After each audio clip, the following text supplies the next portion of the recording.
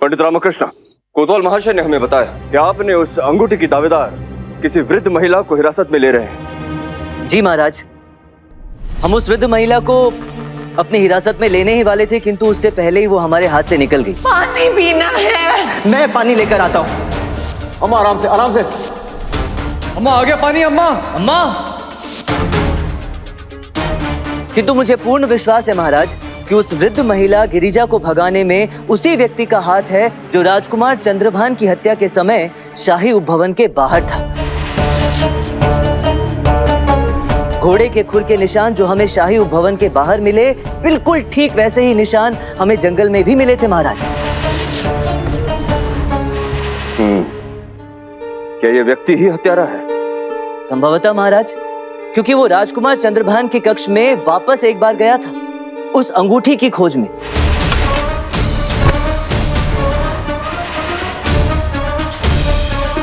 और इसी व्यक्ति ने उस वृद्ध महिला को अपने साथ घोड़े पर भगाया, संभवतः इस लालच में कि उसे वो अंगूठी मिल जाएगी।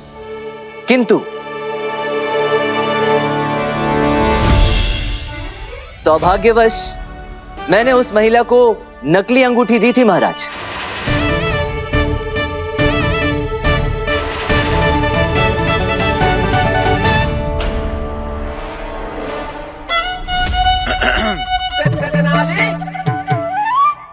ये सौभाग्य नहीं पंडित रामकृष्ण, आपकी बुद्धिमानी है। अर्थात वो हत्यारा आपसे असली अंगूठी प्राप्त करने का प्रयास अवश्य करेगा और उस समय आप उसे पकड़ सकते हैं। जी महाराज। चंद्रभान के अंगरक्षक भद्रपल्ली का कुछ पता चला?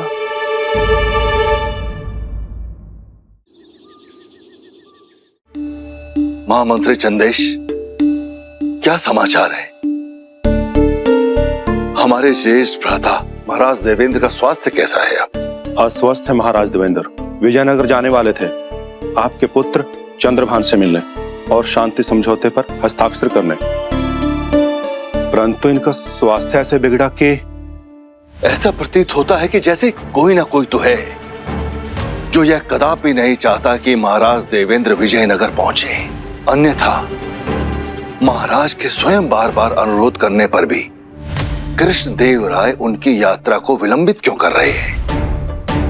और अब तक हमारे पुत्र चंद्रभान का कोई संदेश भी नहीं आया और यूं अचानक महाराज देवेंद्र अस्वस्थ हो गए। कैसे? महामंत्री चंद्रेश, आदेश थे महाराज। यदि महाराज देवेंद्र विजयनगर नहीं जा सकते तो उनके स्थान पर हम स्वयं जाएंगे। हम उस शांति समझौते पर हस्ताक्षर करेंगे। महामंत्री, विजयनगर जाने की तैयारियां करो। 2 से 3 दिवस लगेंगे विजयनगर पहुंचने में। हम स्वयं वहां जाके देखना चाहते हैं कि आखिर हमारे पुत्र का संदेश अब तक क्यों नहीं आया और आखिर विजयनगर में चल क्या रहा है। और यदि हमें कुछ भी अनुचित लगा तो कृष्णदेव राय और विजयनगर दोनों हमारा क्रोध देखेंगे। विनाश होगा, विनाश। महाराज कल रात पंडित रामकृष्ण महुआ मदिरालय में गए थे। ये वही मदिरालय है जहां हत्या के 1 रात्रि पहले राजकुमार चंद्रभान और भद्रपल्ली गए थे। मदिरालय के मालिक सोमप्पा की भिड़ंत भद्रपल्ली से हुई थी।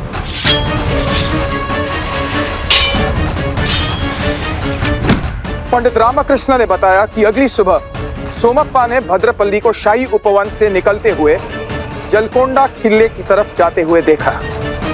वहां वो एक कन्या से मिले।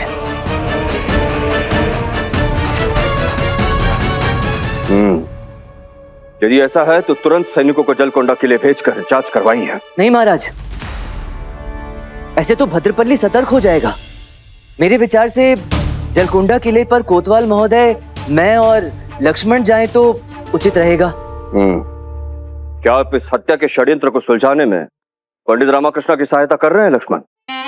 जी महाराज, मुझसे जो बन पा रहा मैं कर रहा हूं। पंडित रामा से बहुत कुछ सीख रहा हूं। हम सब पंडित रामकृष्ण से सीखते हैं। पंडित रामकृष्ण, हम आपसे पहले भी कह चुके हैं एक बार फिर कहते हैं, आपको अपनी जांच की गति बढ़ानी होगी। नागौरा से संदेश आया है कि राजा देवेंद्र राय अस्वस्थ है और अपनी जगह राजा राघवेंद्र को भेज रहे हैं। राघवेंद्र राजा देवेंद्र राय से छोटे हैं, किंतु उनसे और भी अधिक क्रोध वाले और शक्की व्यक्ति है, और चंद्रभान के पिता भी। सत्य कहे तो हमें युद्ध की चिंता नहीं है पंडित रामकृष्ण, परंतु हमारे आरंभ किए शांति प्रस्ताव को पूरा करने नागौरा के राजकुमार विजयनगर आए हमारी भूमि पर, और यहां उनकी हत्या हो गई। ये बोझ हमारे अंतर्मन पर सदैव रहेगा। विजयनगर को उसके न्याय के लिए जाना जाता है। हम नहीं चाहते कि यह हत्या विजयनगर के इतिहास पर एक कलंक बनकर रह जाए पंडित रामकृष्ण। आप चिंतित ना हो महाराज, आपके शासन में विजयनगर का नाम उज्जवल रहा है और सदैव उज्जवल रहेगा। मैं हत्या के इस षड्यंत्र का हल शीघ्र निकालूंगा महाराज।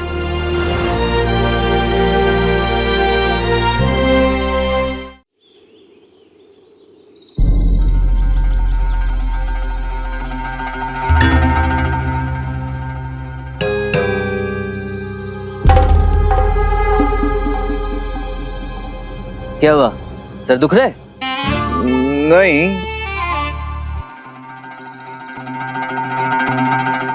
मैं ये स्मरण करने का प्रयास कर रहा हूं कि कल रात हुआ क्या।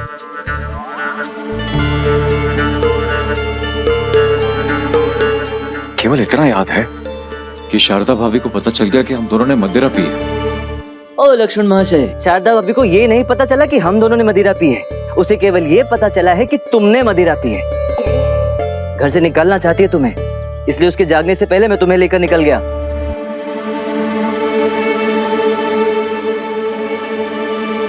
एक तो पिलाई गई थी, और फायदा क्या, लौट के तो घर ही जाना है। अब जब लौटेंगे तब सोचेंगे।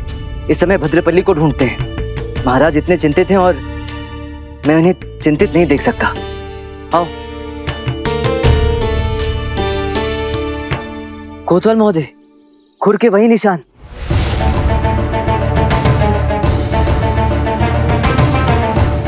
तीन नाल घिसी हुई, एक नाल बिल्कुल नहीं।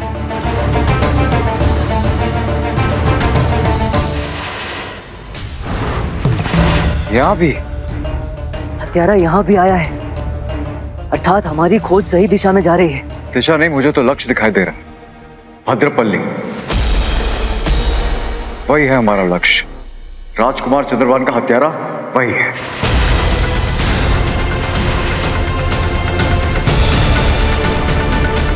कई साल पहले ये जो किला है, इस किले को मोर्चे की तरह इस्तेमाल किया जाता था। कई जंगे हुए हैं यहाँ पर। बारूद तो अब भी है यहाँ।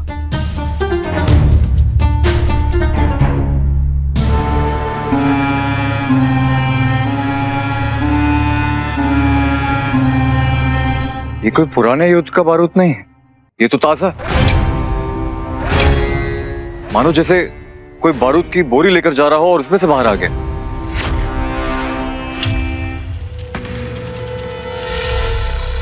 ये देखो, बारूद की धार बनी हुई है। हाँ,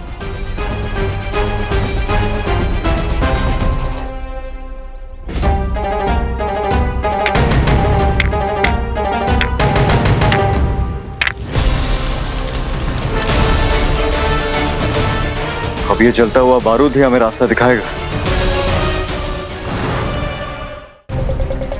चलो।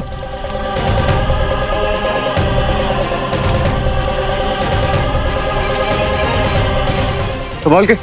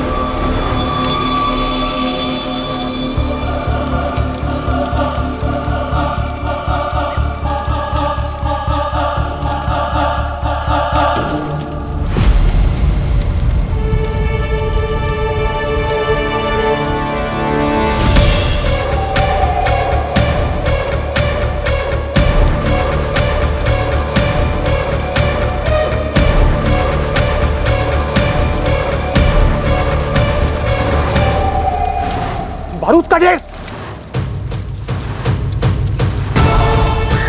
हे भगवान, क्या हुआ? अरे आग अगर उस बक्से से पहुंच गई, उस बक्से में और बारूद हुआ तो उस धमाके में हम सब उड़ जाएंगे। अरे बुझाओ इसे।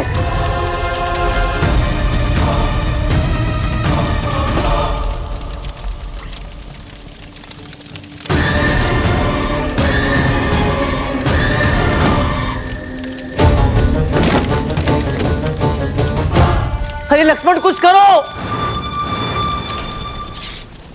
राधा हटो। हाँ।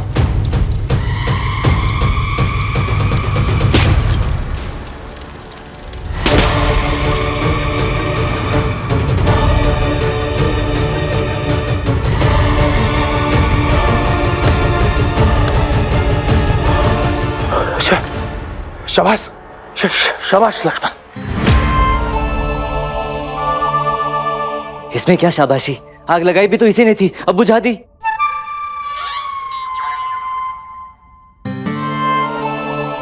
किंतु आप दोनों ने कोई और आवाज सुनी क्या? कौन सी आवाज?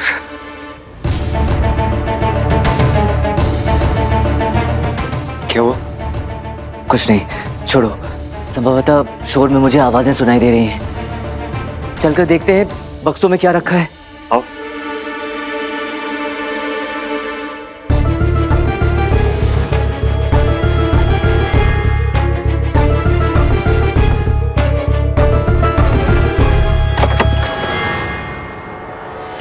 बारूद।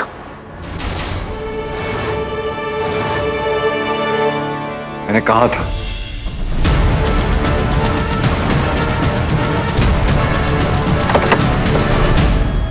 और यहां पर हथियार। विस्फोटक।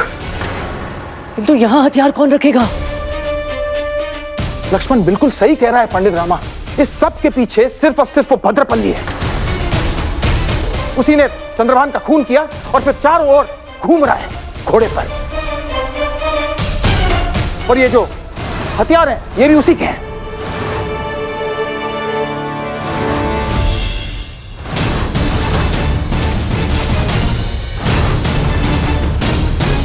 वो देखिए,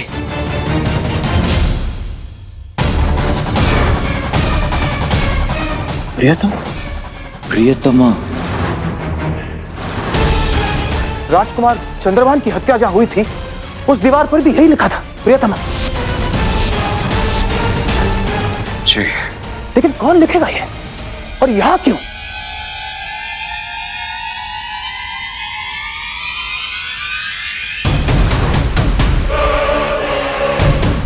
इसलिए। किस लिए?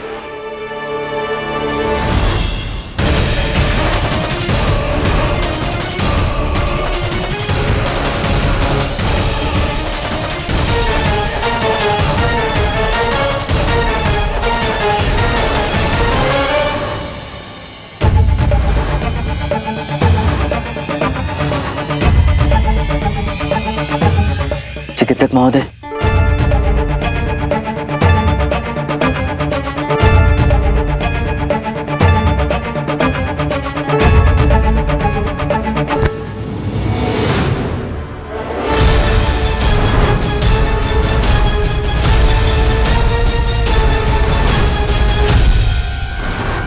ये तो भद्रपल्ली है। ये भद्रपल्ली है? हाँ, ये भद्रपल्ली है। राजकुमार चंद्रभान और इनका स्वागत मैंने किया था जब वो विजयनगर आए थे, और अब दोनों की हत्या हो गई।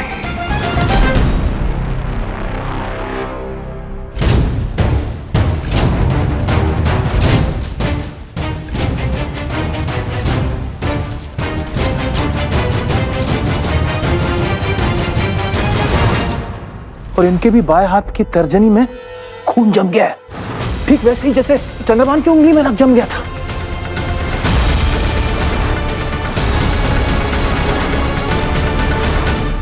और हम अब तक भद्रपल्ली को ही राजकुमार चंद्रभान का हत्यारा समझ रहे थे।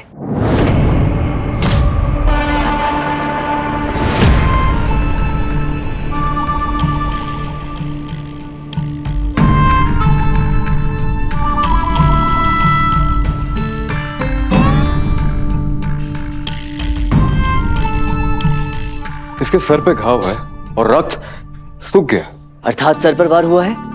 हो सकता है, परंतु यह हत्या लगभग 1 दिवस पहले हुई, क्योंकि दीवार पर रक्त और इसके शरीर पर रक्त एक समान जम गया है। लेकिन कुछ और भी है।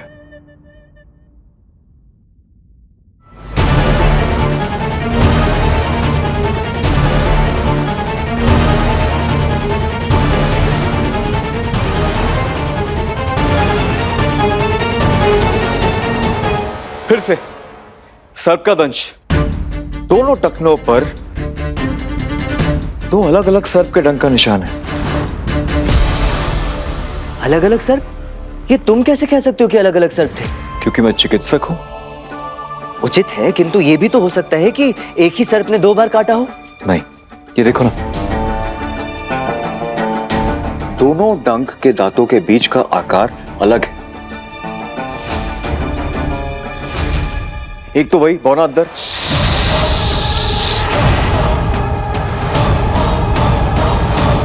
जिसने राजकुमार चंद्रभान को काटा था, डंक का निशान। और एक ये तो अर्धगोले जैसा निशान है, जिसका अर्थ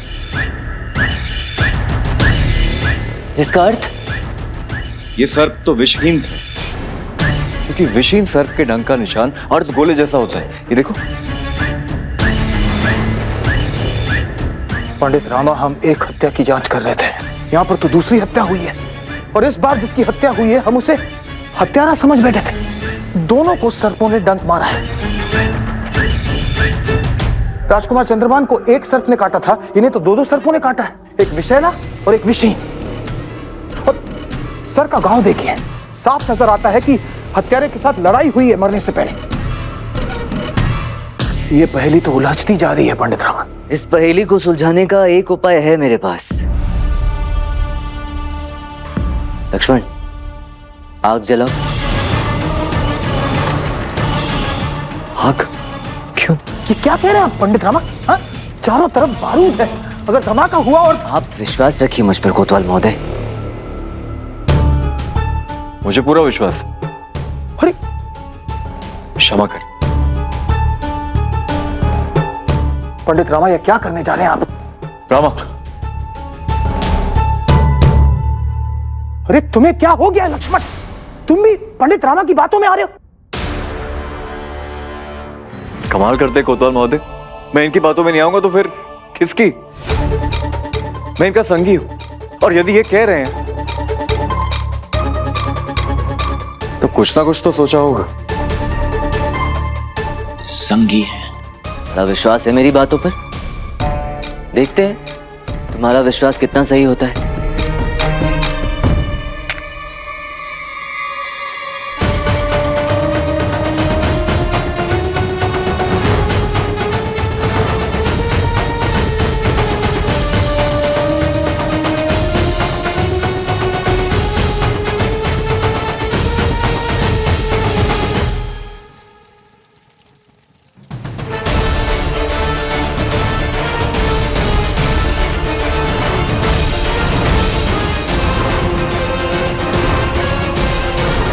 मैं इस कक्ष को धमाके से उड़ाने वाला हूं।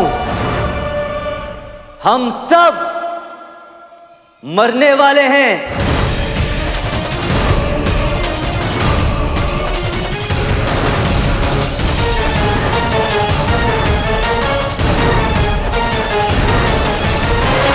प्रियतमा,